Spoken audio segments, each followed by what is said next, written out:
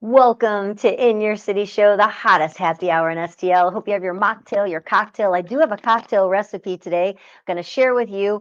Unfortunately, I did not have time to make it. Oh, what? So you're going to have to What? wait on that one. But I am going to share the recipe with you. You've actually had it before, so it's okay. It's just I'm not getting to drink it in front of you and make you want it. But I am going to post it on the In Your City Facebook so you can make it for yourself, maybe enjoy it on July 4th. I cannot believe July 1st. How can July already be here? That's absolutely insane. It is insane. It's It's just like, and I feel like flying July by. 4th makes me feel like it's half summer's over. Yeah, and then all of a sudden it's over with. So, but we do have some great guests with us. They're going to be virtually with us today. We're going to be talking for the Soul String segment, which Tuesday always bring us some soul strings.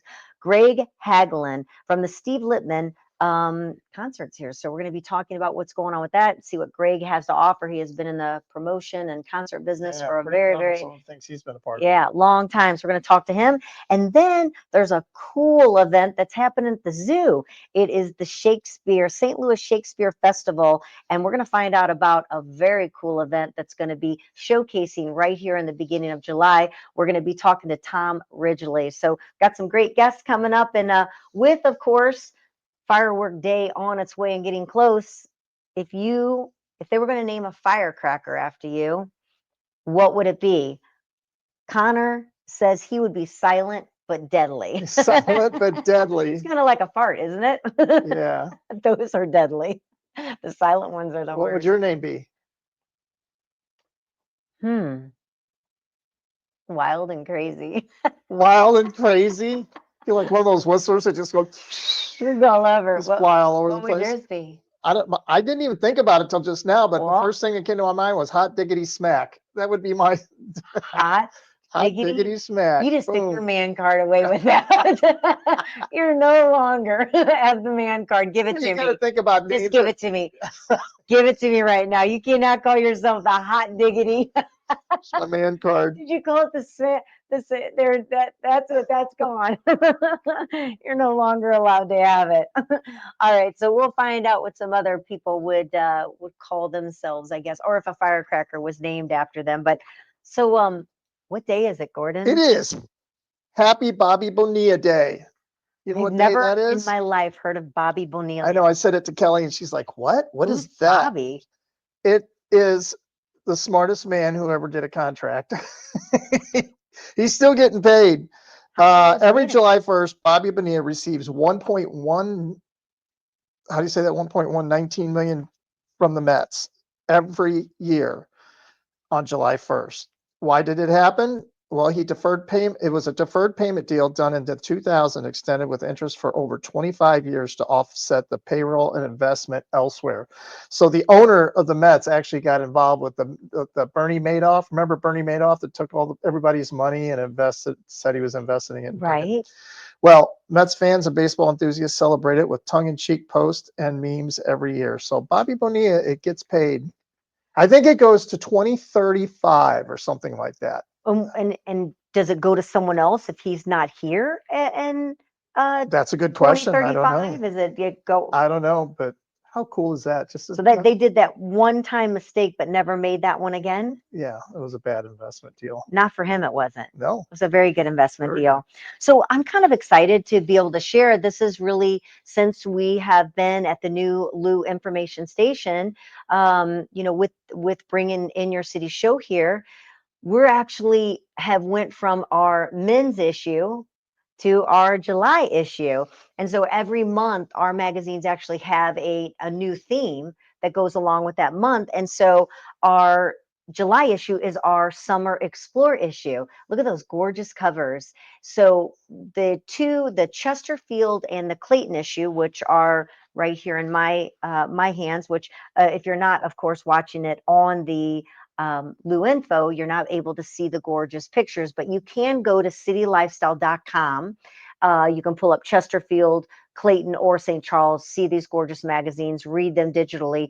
But it's all about explore. And our covers on Chesterfield and Clayton are the Elevate Outdoors, which is an incredible company that can transform your yard like no other. I mean, look at those gorgeous outdoor fountains. They look like something that would be like at the zoo that you'd have wildlife, and I mean they're quite incredible with the large stones, and then that's gorgeous outside that home right there, showing with the pool and the landscaping that they did And around there's that. your summer cocktail. And there's my summer cocktail. So I am going to be sharing this. I'm going to be making actually this week the Rosemary Grapefruit Pear Fizz. So of course you need good old vodka, whatever your favorite is.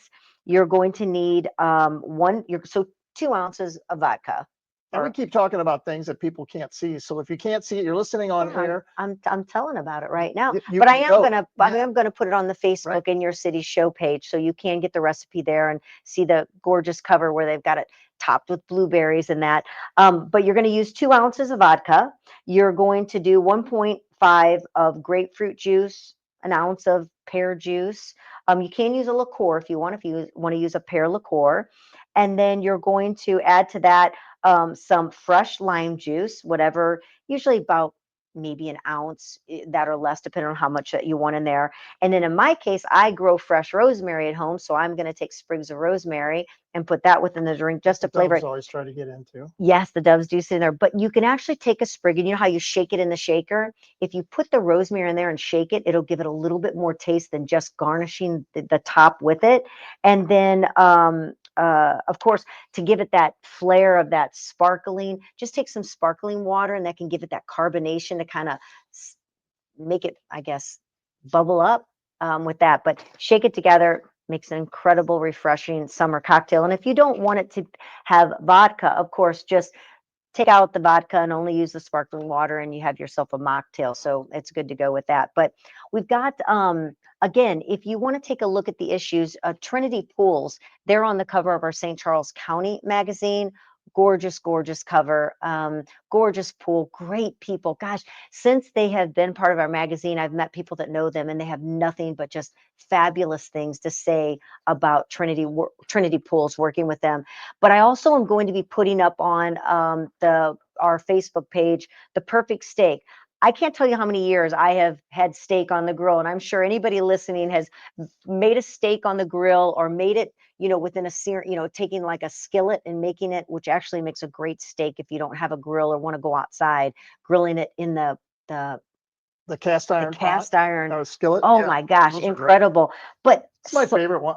We got those stainless steel pans, but we got that cast iron, and I just it always go to the cast iron. really makes a skillet difference, for doesn't it? everything. Yeah. But just some things that you'll learn when you look at the recipe. I never realized salt your steak only 30 to 45 minutes before. A lot of times we all put all of our stuff and seasonings to marinate it, right? Right. But you should only put your salt on the steak 30 to 45 minutes. It causes the salt to draw moisture from within the steak up to the surface, where it dissolves the salt and creates a brine that gets reabsorbed into the steak, and it breaks down, through those connective tissues. But it's really important to do that. Don't do it the night before when you're marinating. Do it just 35, 45 minutes. So there's really a lot of great little, I guess, educational tips when it comes to making the perfect steak. So I'm going to let you go to the Facebook, go to In Your City Show if you can't see it right now, and see all the great tips for making sure that you have the perfect steak. Of course, using a grass-fed, that's a totally different taste than It buying is. a People regular don't steak. think it makes much of a difference, but it does. It really, the steak tastes totally different. So we've got some other things we're going to talk about towards the end of the show, things that are going on, because we've got to get to our guest right now that's going to be waiting to speak to us. So we're going to take it to a break, and then we're going to come back. And Okay.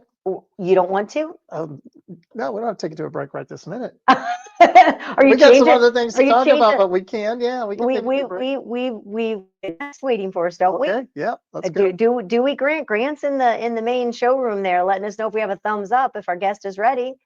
Yes? He's talking in your ear, not my ear. I want to make sure that we're ready to go. We're going to be talking to our Soul Strings guest, which is Greg Hagglund, who had just mentioned, and talking about concerts and music and seeing what's going over at the factory. So are we ready to go then? I don't think so, because he would be here right here. Oh, well, then let's go ahead until he's ready to go. I'm just going by what I'm timed out here to do. So you have to let me know if something else is changing. Yeah, I'm not seeing him in the. Okay, he's not in our backstage area. Yeah. All right. Well, so let's talk a little bit about what is going on then. Well, a good friend of ours that we know, and that a lot of people know because he was on Vanderpump Rules. Uh-huh. is Tom Sandoval from St. Louis. Yeah, we're talking about him before because he's a friend of yours. Yeah, he is going to be on the America's Got Talent, and he's already been on. I was going to say, I thought we watched it. He's moving on to the next round. Well, we kind of watched it. His dad kind of put it on Facebook. Put it out there. Okay. Yeah, so he's going to be on. It'll be coming up on Tuesday at 8 p.m. On Peacock. You know, when we watch that of him being on there, you don't realize, you just think, celebrities have it easy. And you kind of, when you watch those reality shows and all of the drama and things like that happen, you think that it's staged or it's all, just for show. But he really went through a really dark time because really he said, him. I think I was the most, he told, oh my gosh, Simon on American Idol. He told him, he said, I was in a really dark place. I felt like I was the most hated person in America because there was such bad media and press around him because, I guess. Think about, okay, so, I mean, he was in a relationship. He wasn't married, but he was in a relationship, We're right? still not supposed to cheat. Still not, but it's not like he was married. And it's like there's thousands and thousands and thousands and thousands and millions of guys who are cheating, but they weren't on camera. You put yourself on camera, you put yourself up there to get in big trouble. So you know what? For the first time ever, mermaids will dive into Shark Canyon and the aquarium habitats at the St. Louis Aquarium. I don't know if they're actually coming on the show to talk about that. I don't know if I'd want to jump into a shark-infested tank, especially looking like a fish. Looking like a fish. Have you not ever jumped into? Have you ever swam with sharks? No. Because they have the swimming with sharks, but they're more of the sand sharks, the sharks that don't attack you. So you can say you swam with sharks, but if you had an opportunity to be in a cage, would you take that opportunity and swim in a cage?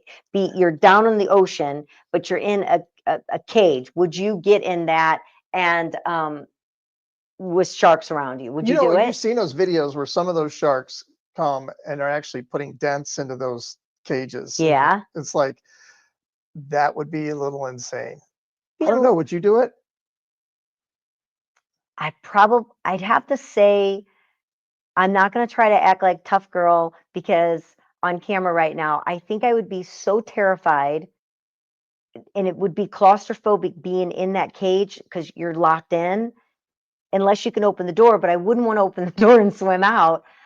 I think I'd be the person to get on the boat, sign up for it, say I'm going in, be completely geared up, and then chicken out at the last minute and would not go inside that cage. Kind of like getting on that especially if you saw somebody ahead of you go, and then you just see that cage getting banged by the shark and a big giant shark come along and just smack that cage. You'd be like, just think, is that shark's lowering that cage down into the water and you're going under and you're seeing the top of that water and you're in that cage. I would think that would be just incredibly frightening.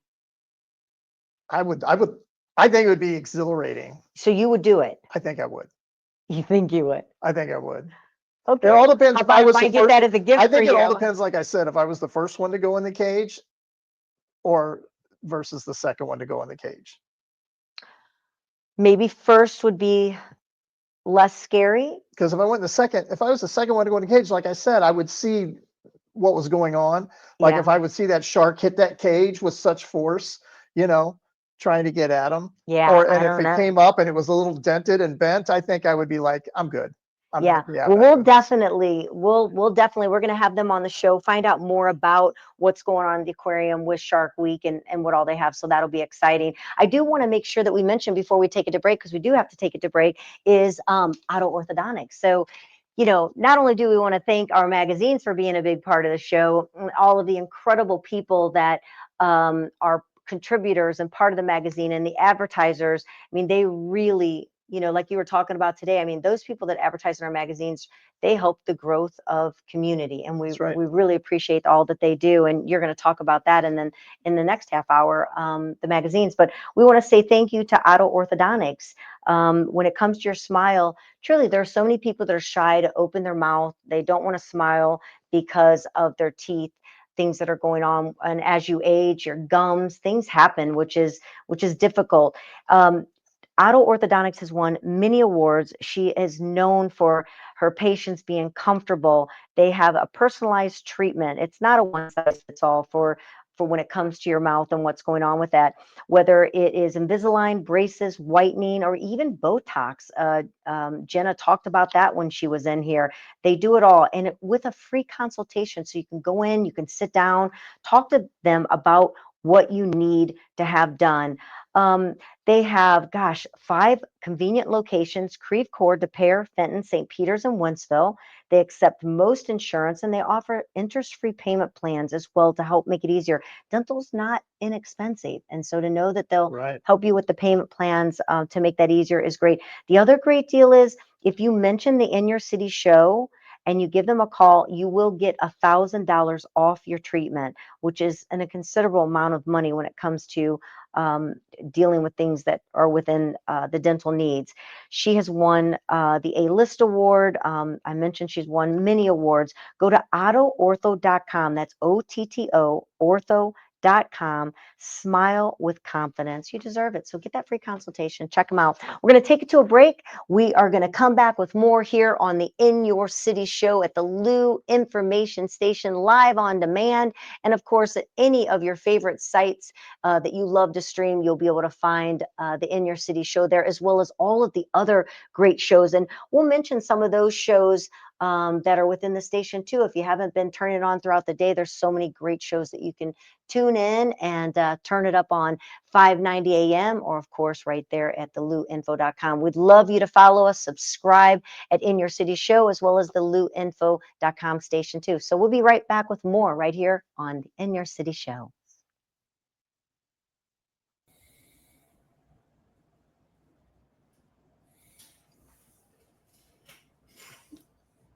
All right, we are back with In Your City show right here at the louinfo.com. And we've got a great guest with us right now. We're speaking to Greg Hagglund. It is our Soul Strings episode right now. And sometimes we have people playing music, sometimes we're performing. And this one is all about everyone else that's playing music. And Greg has the skinny on all of that. So welcome to the show, Greg. How are you? I'm doing great. Thank you.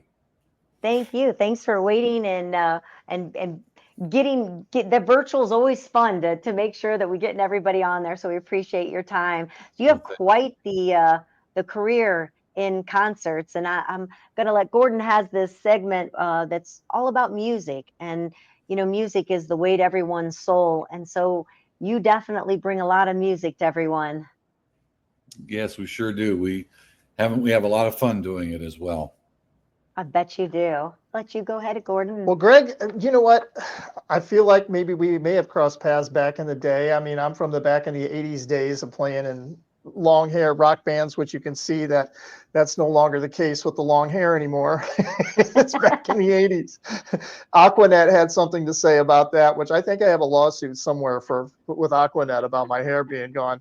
Right. But you've been a part of the concert business for over 4 decades. I mean, 4 decades.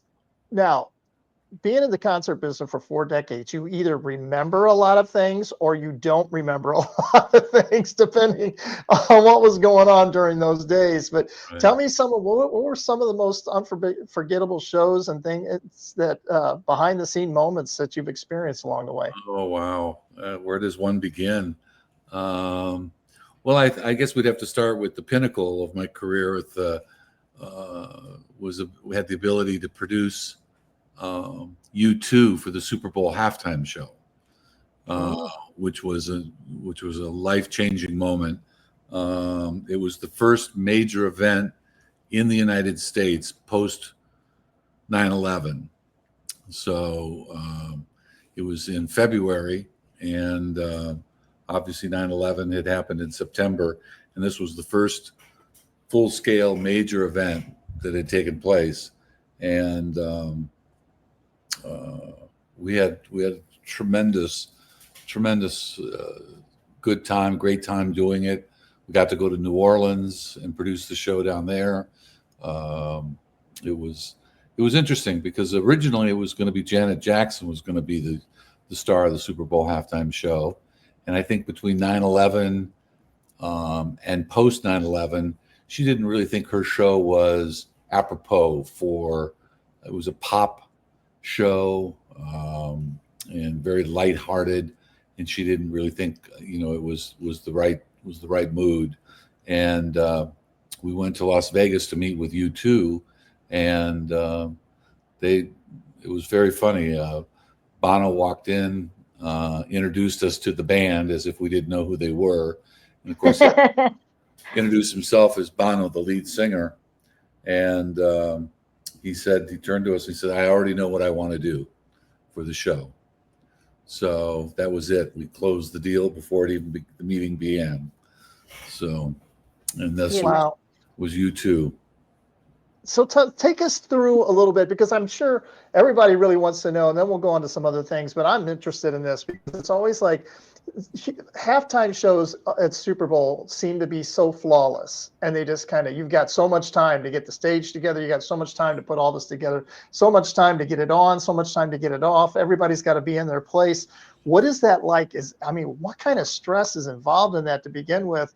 And what is that like? And what happens if one little thing goes wrong? Well, to say that it's stressful is a mild statement. On Wednesday before the Sunday before the Super Bowl, we got a control of the field to do rehearsal, and you have volunteers push the stage together. It formed a big heart, and we raised 2 kabuki curtains that went all the way to the ceiling of the Dome Stadium, and lowered a sound and lighting system. One of the things the band wanted is they wanted the people in the stadium to experience the concert music and lighting just like you would sitting in your living room, which is really the opposite of what happens. They don't really care, quote unquote, as much about the stadium as they do about the television.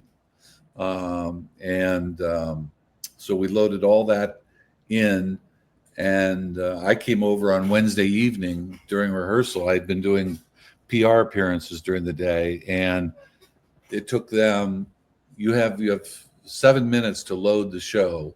It had taken them, just in this one dress rehearsal period, it took them over half an hour to get the stage together. And I saw my career just going up in smoke. And it was very funny. The Edge was standing there next to his manager, and he said, "When we do a stadium show, how long does it take us to load in the show?" And the manager turns to him and says, "Well, usually about 2 to 3 days." He goes, "These guys are going to do it in 7 minutes." And we did. We pulled it off. When the final gun went off at the halftime, our people went into play, and we did it. We did it in 7 minutes. This was the first time in a Super Bowl that anybody on stage was live. Everything else always had been done to track, and Bono and the Edge were live. So that was critical that those 2 plugs got put together, and it was really something. And then the show is about 12 minutes, and then you have about 9 minutes to get off the field. Wow. Can I ask, you've been doing this for so long, and you're talking about, the concert that you just did. How has the industry evolved and changed from whatever your first, if you remember your very first event that you put on, to what you're doing now? Well, I guess the technology is, and it's not my expertise. I'm marketing, and not much involved with the production, but I certainly get involved in it when I'm the executive producer or producing a show.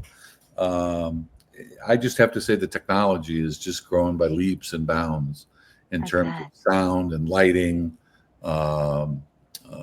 transportation, how they are able to put more and more equipment into the same size trucks and use less trucks. But it's really, I'd have to say it's the technology has really been the biggest advance in terms of what we're up against in terms of producing a show. That can also have its downsides.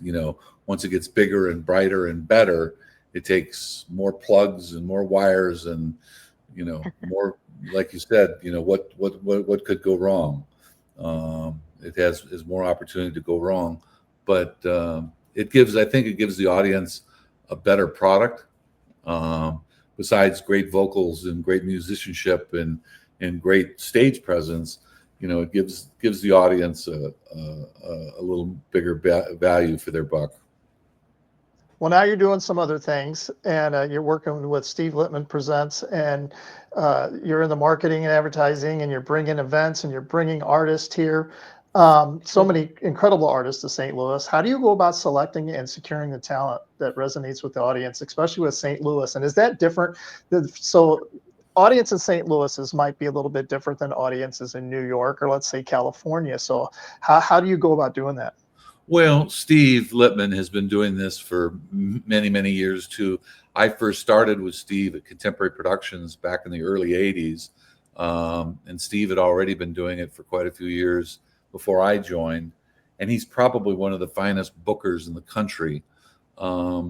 It's a bunch of cascading things that happen. It's relationships with agents. So you can go to the best agents who have the best attractions, and you get the opportunity to bid on them and produce them. The venue's got to be available. There's a lot of nuts and bolts that go into just making one concert date show up. The band's got to be in the neighborhood. They got to be routing towards you. And then there are local aspects of it. When you start to look at St. Louis and the rich history of rock and roll music and music in general, pop and soul music in this town, there are anomalies of bands that will do better in St. Louis versus around the country. I mean, Sammy Hagar is probably the perennial favorite in St. Louis that just does big business year in, year out. And he may not in other markets do that kind of business. Steve just produced, he also books the concerts at the Fox Theater, and just did Heart the other night. It was a huge sellout.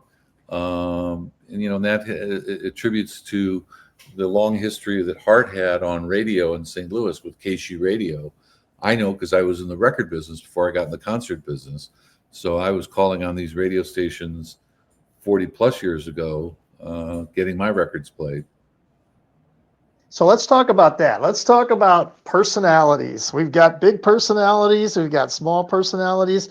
With booking acts and booking entertainers, even in the record industry, you've got these guys that some of them may just be a head case. And some might be the easiest guy in the world to work with. So Right. I want to know, give me a good story. Give me a good head case story. Who's someone that was really difficult to work with? Good grief. Well, still being in the business, I don't want to sign my death notice right yet. I think, Come on, give me a good story. there's artists that have been historically, shall we say, high maintenance. One example I think was Barry Manilow.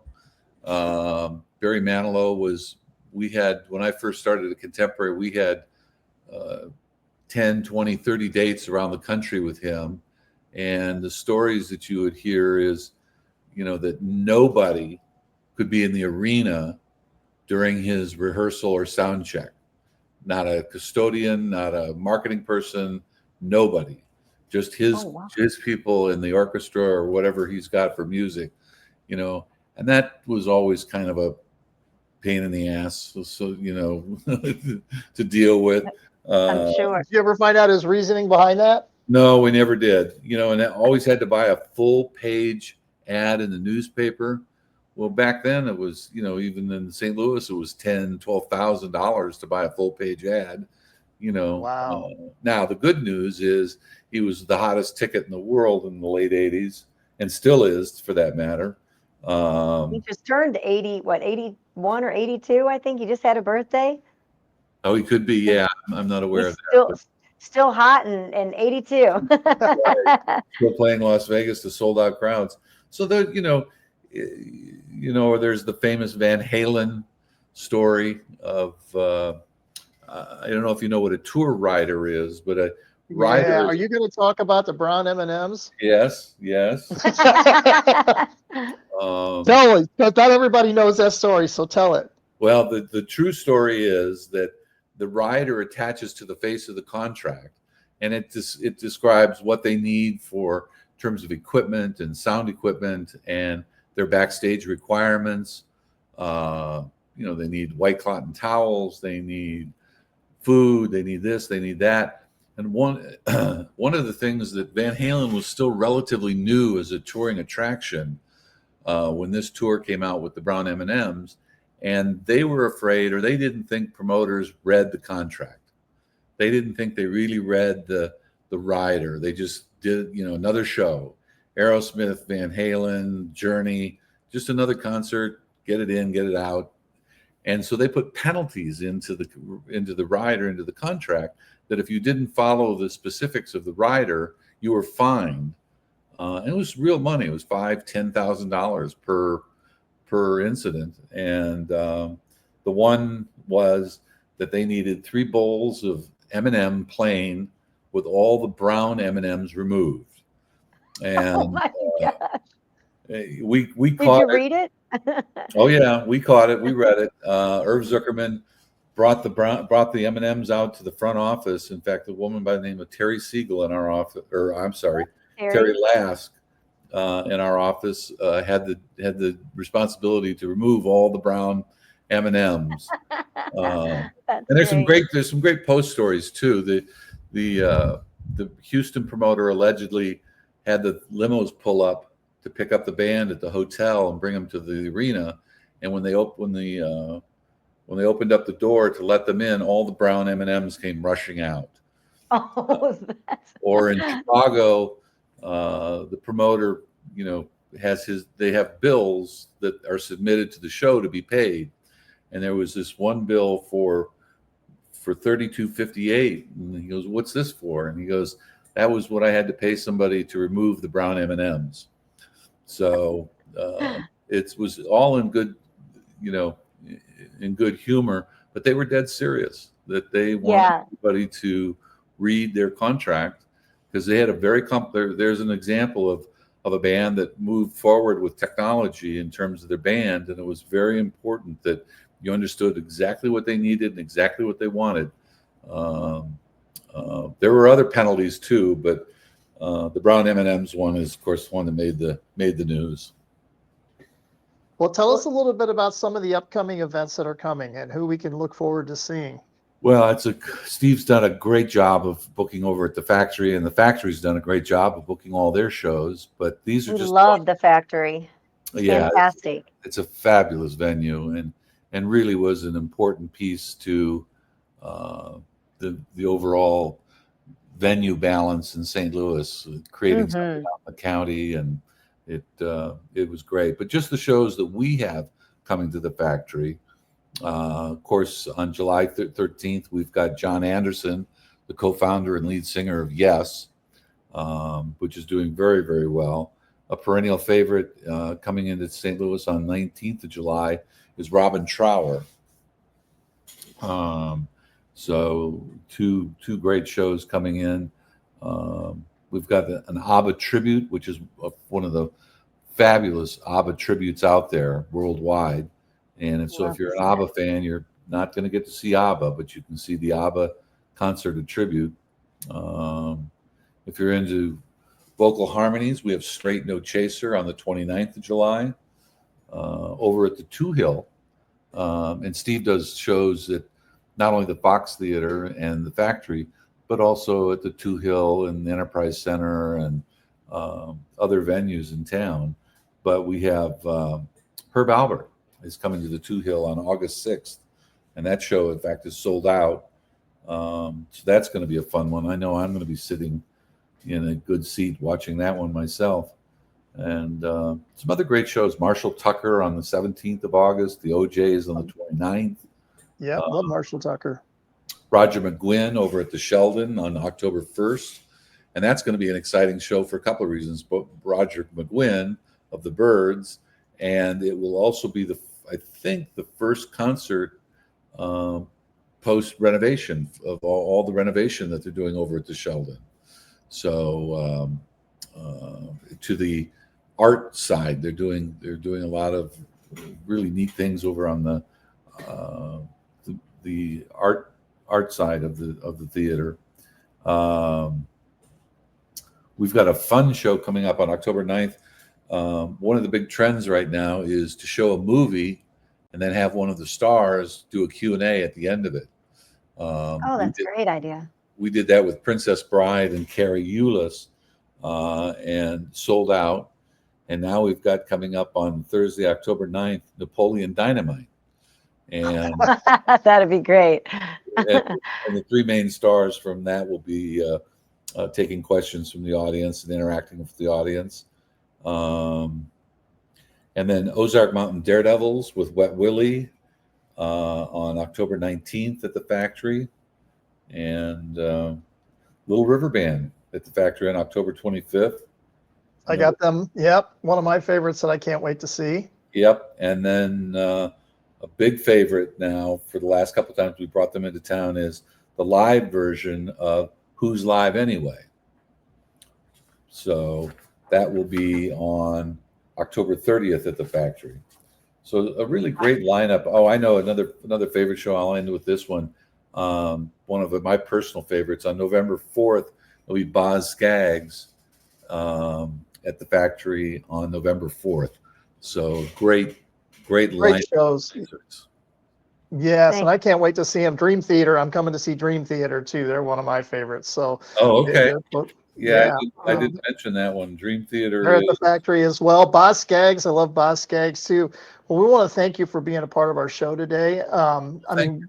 We could talk, me and you could talk for an hour because I love all this stuff and the technology. And I mean, I did production work for 30 years, so I love the lighting and staging. I'm a musician, I'm a singer, but one of my favorite things is to sit by the sound man and be able to, because you can hear the best sound ever because you're hearing what the sound man's hearing, right. And you can see the full production. I don't like to sit too close to shows because you don't get a full view of the full production of the show when you're sitting too close. It's when you sit back that you really get to take it all in. That's a good point. So that's really big for me, and I love that. And that's one thing I think me and Kelly really like about the Factory is the new seating that you guys have in there where you can sit at the tables. Yeah, so it's fantastic. Well, we appreciate you being on the show. Well, thank you. And how do people go to, where do they go to check out all the concerts and find out where? Besides the Factory, Factory's website, which is thefactorystl.com, and all the tickets available for the Factory, including the shows that they produce, are available through Ticketmaster. So you can find out about more information or show purchase of tickets through Ticketmaster.com. It is very easy site to follow and be able to see the concert. Right. So Greg Hagglund, thank you so much for spending some time with us, being part of the In Your City show on the Soul String segment. We look forward to talking with you again and more that's going on in the concert world. Thank you so much. Thank you. Enjoy your evening. Bye-bye. All right, In Your City show, we'll be back. We've got another great guest coming up. We're going to speak to Tom Ridgely and find out about Romeo and Zooliet. We'll be back with more right here on luinfo.com.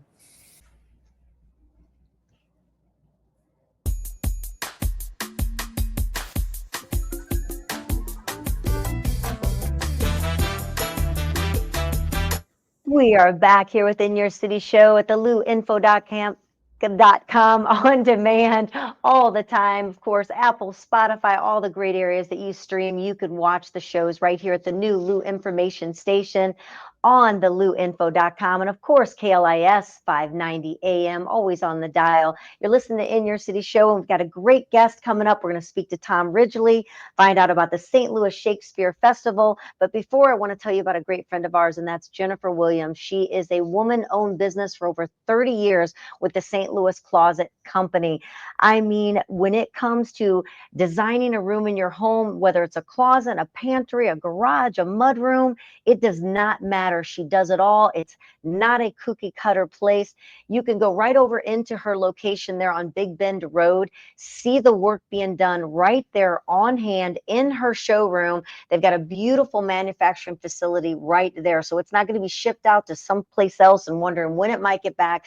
It's going to be done right there at the St. Louis Closet Company with Jennifer Williams. Her team is incredible. Everything from Murphy beds to manufacturing, gosh, a shelf in your closet. It doesn't matter how small it is or how big it is. She can take care of it for you. One of the things that they are known for is their stable flooring systems that they have, and their seamless project. You will not be able to tell where it was put together. It's just a seamless project altogether. And you look at me like you want to say something about Jennifer. No, she's got a beautiful showroom. Make sure you go to the showroom and check it out, because you get a really good idea of what it's like to have that in your house.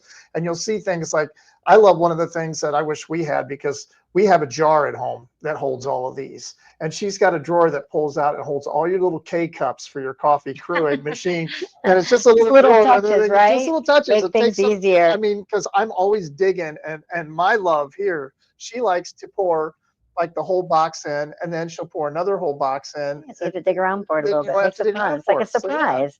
So she says go from chaos to calm, and we say that is the right thing to do. So visit stlouisclosetco.com, book a free consultation, and let your home work for you.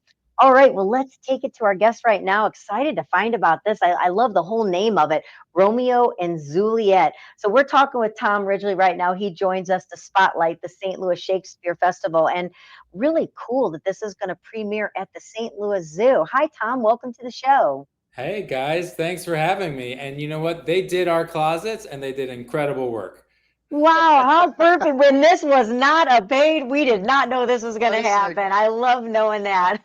That's fantastic. Beautiful. Well, thank you, Tom. Well, you're with the St. Louis Shakespeare Festival, correct? Correct. And, yes. Well, tell us about this wonderful family-friendly stage adaptation, dazzling with animal puppetry that's going on.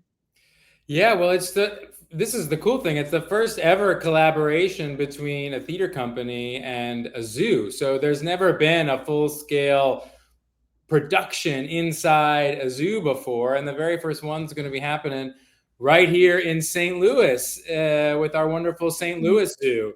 And so the whole show has been created custom for the St. Louis Zoo. So yeah, it's basically Romeo and Juliet.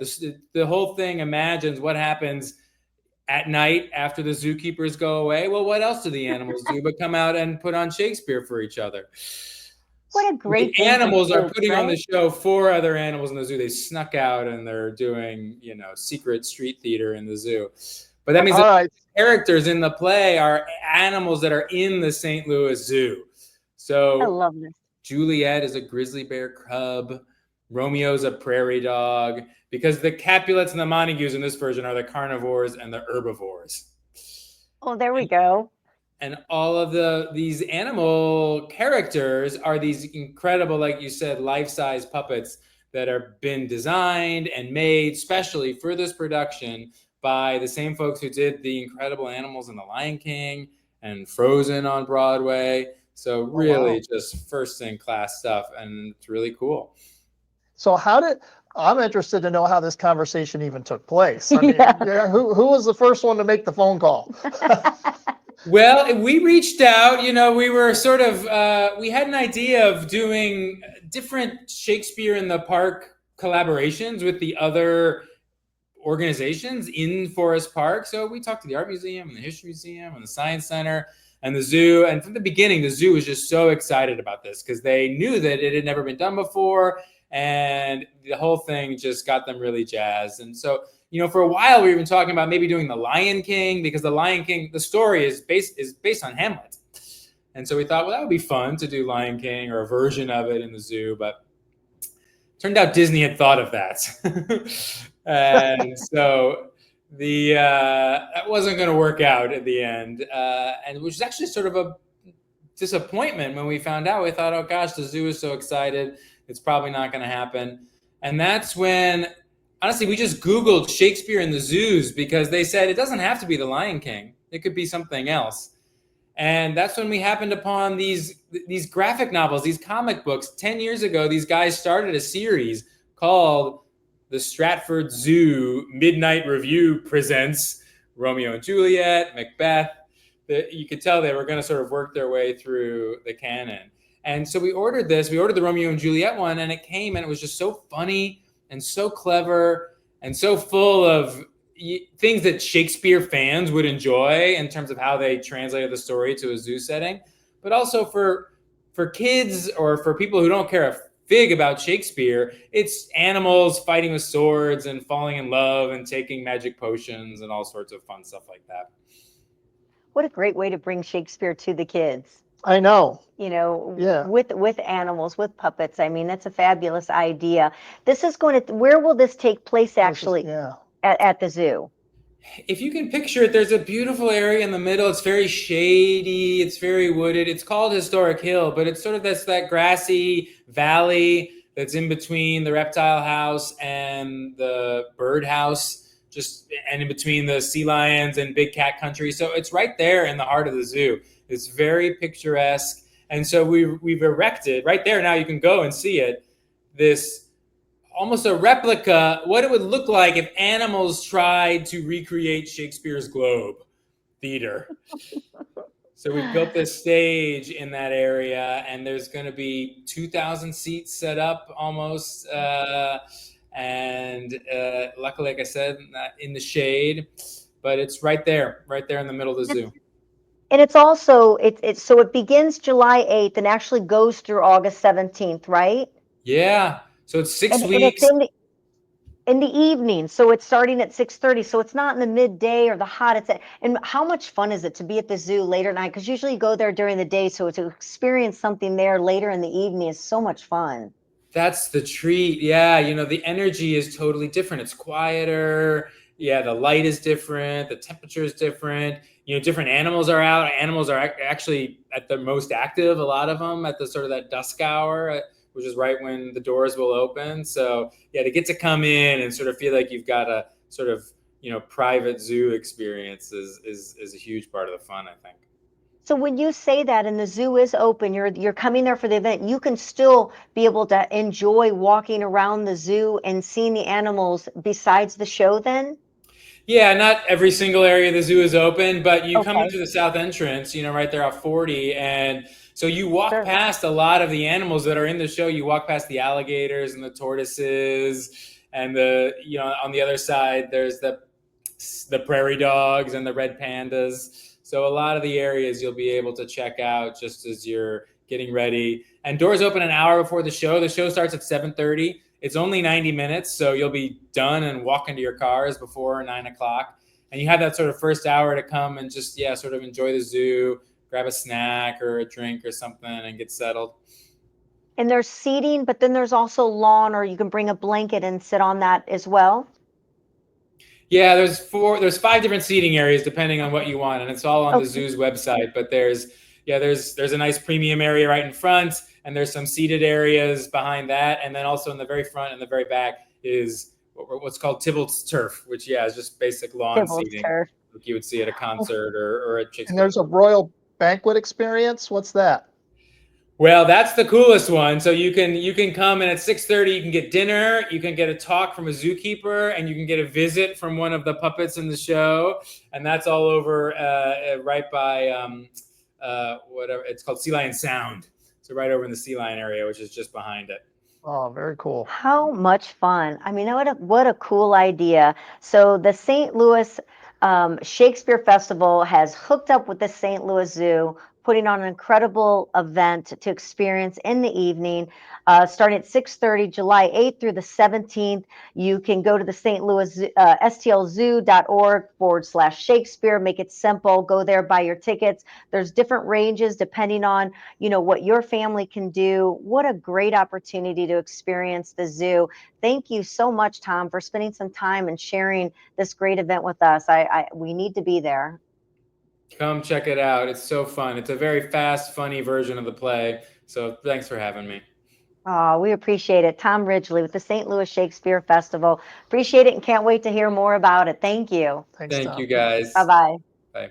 All right. So many fun things we get to learn about being on the show, being part of the Oh, I station. There's know. great people out there doing really amazing things. And I love when there's fun things that the parents can enjoy as well as, the family itself. And so we've had a great show. Appreciated talking with Greg Hagglund as well as speaking with Tom Ridgely and finding out about that. Of course, we always have more great guests, more fun things to talk about here on the In Your City show. We'd love if you take time, go to the luinfo.com, subscribe to the channel, check out all the shows that are going on. We've got the Next Generation STL that'll be following up from us. Or it's going to be, oh gosh, so I should have that in front of me right now. In fact, Grant was supposed to write that down. So we're going to blame Grant on not having the next show in front of us. I'm going to actually see if I can whip it out of my handy dandy bag right here and find it on there. They're actually on Tuesdays that they play because this is actually Tuesday. So the Next Generation STL was on Monday, 5 to 6. They're usually on during the day. But Dave gave me a sheet that's so small, even with my contacts. So they're on 1 to 3, the Next Generation. And then on Tuesday, you know what? I have no idea. So I'm just going to leave it at that. That's a great show. It's got Jennifer Bardot, Kelly Chandler, and her husband that plays on Tuesdays. I think is it 1 p.m. maybe, and they're going to be following us here. So it's not the updated one. There we go. That was a lot of time a lot of air that I just wasted on everybody. But we're going to be back tomorrow. No worries. Right here on the In Your City show on luinfo.com. And of course, it's the new Lou information station, KLIS 590 AM if you're on the dial. And until tomorrow, cheers.